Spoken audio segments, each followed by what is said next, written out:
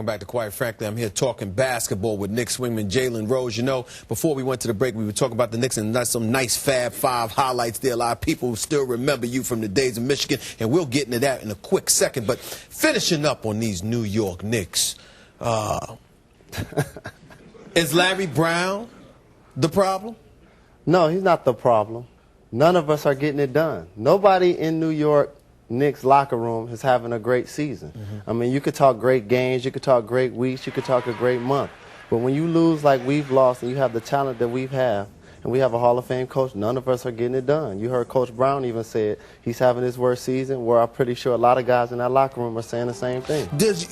Do you blame anybody for looking at this team and saying, Jalen Rose, Stephon Marbury, Steve Francis, not exactly a mesh. Very talented, but the parts don't exactly fit. It's like trying to fit a square peg into a round hole or something. What do you say to that? How do you respond to that? They can fit. They can fit. You just got to get it done, and we're not getting it done. I mean, you're talking about guys that's put in work in this league, so obviously it can't fit. Guys we like one another, we willing to sacrifice, we just not getting it done. Well, Jalen, if you're not getting it done now, my God, what's there to hope for? Because I hate to break it to you, you look good, bro, but you ain't getting younger.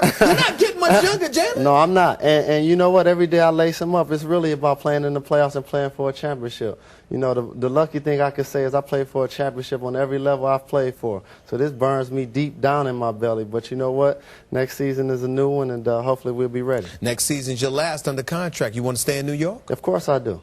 Of course I do. Absolutely. You know, New York. You know, the thing about playing for the Knicks is a storied franchise. And, you know, just walking into the Garden, everybody considers that the Mecca. You know, not just because of who's coming to watch the games, but because of the historic value it is to be a New York Knicks. So, of course, I'd love to be here. You're sitting here as a New York Knick, obviously a beautiful talker. You did a lot of that at the University of Michigan while you was messing people up with the Fab Five. I mean, everybody remembers the Fab Five. I'm sure y'all remember the Fab Five, you know.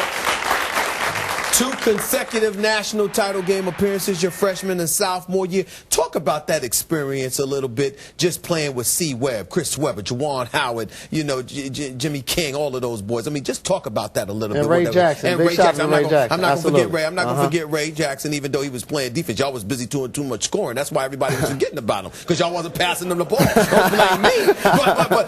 But talk about that experience a little bit, the Fab Five. That experience meant everything, not only to the guys you mentioned, but to the other 7 guys on the team, to our coaching staff, Perry Watson, Steve Fisher. More importantly, it meant a lot to the world, because we were a breath of fresh air for college basketball.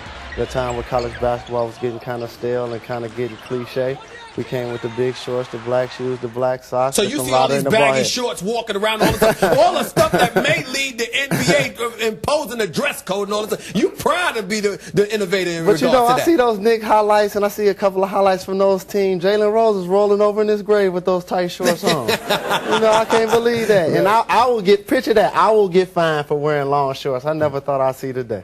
You know, with all of that said, though, the one stain on the program obviously came out. A booster had paid 4 Michigan players. You were not one of them. Let's be real about that. But a total like $616,000. And because of that, the University of Michigan taking down the banners, refuses to recognize that those 4 names, Chris Webber being one of them, Maurice Taylor being another, names like that.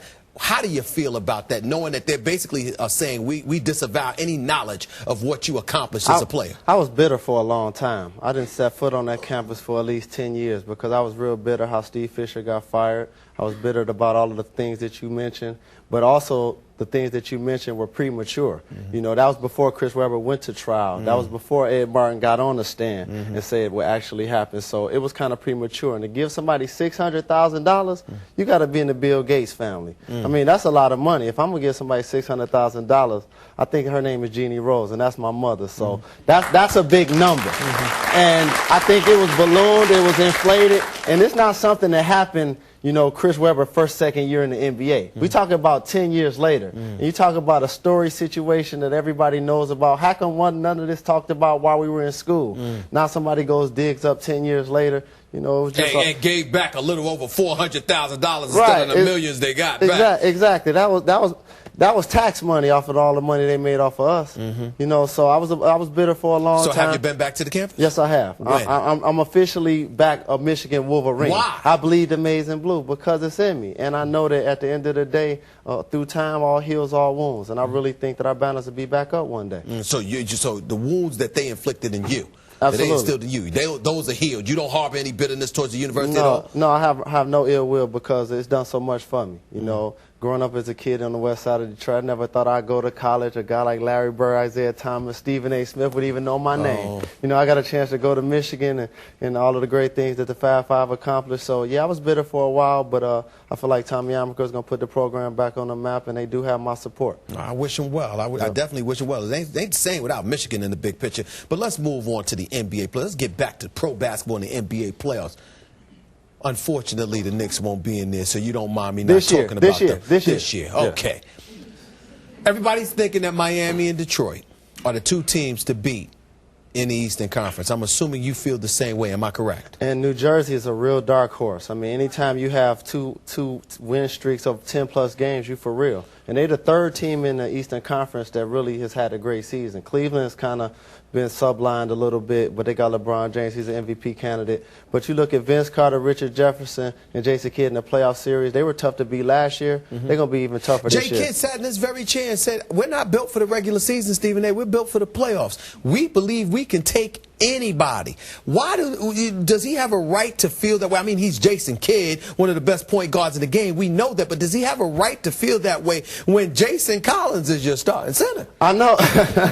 But you know what? Jason Collins does what. See, that goes back to what you were saying about the Knicks. At the end of the day, you just need guys to play their role and do what they do. Jason Collins' role is the jump center. He plays defense, plays good defense. And get 4 fouls, set a couple of picks, shut up and move out of the way when Vincent, Richard Jefferson are driving to the basket and they ISO, clean up the lane, block shots. Doesn't the game slow down in the playoffs, but and also Nene Christis has developed. He's nice. He's a post presence. He shoots a high percentage. He can shoot facing the basket, and he's legitimate height. And he's the kind of guy that could take Shaq away from the basket. So what you trying to say? They can go to the Eastern Conference Finals, they can go to the NBA Finals? I'm trying to say, Miami, if you're listening, you better get ready. Y'all better get healthy. Hope Alonzo Mourning get back 100%. What about Detroit?